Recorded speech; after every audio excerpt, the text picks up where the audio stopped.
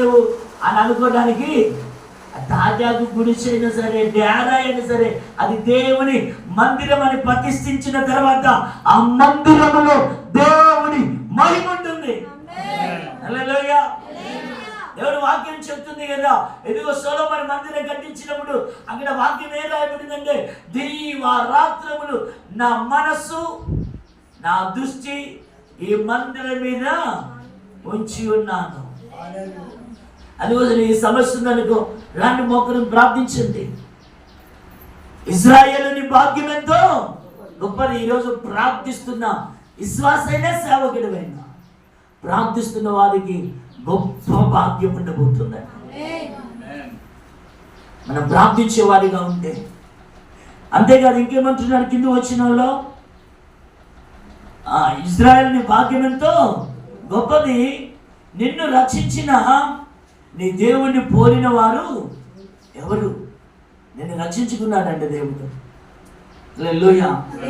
మేము భయంకరమైన అన్య కుటుంబంలో నుండి రక్షింపబడ్డానంటే.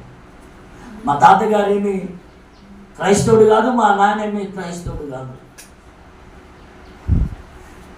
అట్లాగని నేనేమైనా రోగంతోనో జబ్బుతోనో బలహీనతోనో యేసయ్య దగ్గరికి రాలేదండి. క్షమించండి. అట్లా వచ్చిన వారు అనేకులు ఉన్నారు, కానీ నేను వారిని కించపరచట్లేదు. కానీ నేనైతే యేసు ప్రభు దగ్గరికి ఏదో సమస్యతోనో రోగంతోనో ప్రభు దగ్గరికి రాలేదండి. చిన్న షరతు, దేవుని దగ్గర ఒక పందెం.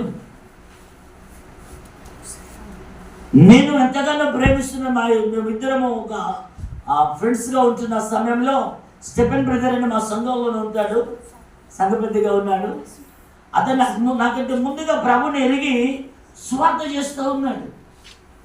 తాళ చెరువు, కొక్కిరేను ఆ ప్రాంతానికి వెళ్ళి సువార్త చేస్తూ వస్తున్నాడు. ఒక సమయంలో నేను ఇంటి దగ్గర నుంచి చేనిలోకి వెళ్తున్నాను.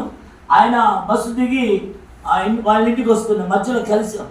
ఆ వ్యక్తిని చూసి, ఇప్పుడు 40 రోజులు ఉపవాసం ఉంటున్నాను, ఏమీ తినట్లేదు అని చెప్పాడు. ఏమి దేవుడు 40 రోజులు ఉపవాసం ఉంటేనే ఇష్టపడతాడా? మా దేవుని దేవతలు ఏం చెప్పలేదు అలా అన్నాను. అంటే మీరు నువ్వు అట్లా మాట్లాడద్దు, నువ్వు తొందరలో దేవుని నమ్ముకుంటాను. నేను దేవుని నమ్ముకోవటం ఏంది? మాకు ఇంతమంది దేవుని వారు ఒక దేవునికి మా ఇంట్లో నేనే పూజ చేస్తాను. మా ఇంట్లో పాతింట్లో ఒక గది ఉంది, దేవునికి గది ఒకటి ఏర్పాటు చేస్తాను. ప్రత్యేకంగా అన్ని ఫోటోలు ఉంటాయి అక్కడ. సోమవారం ఏ దేవుని ఆ గదిలోకి వెళ్ళి నేను పూజ చేసేవాడిని. ఇలా ఉంటున్న సమయంలో ఆ వ్యక్తితో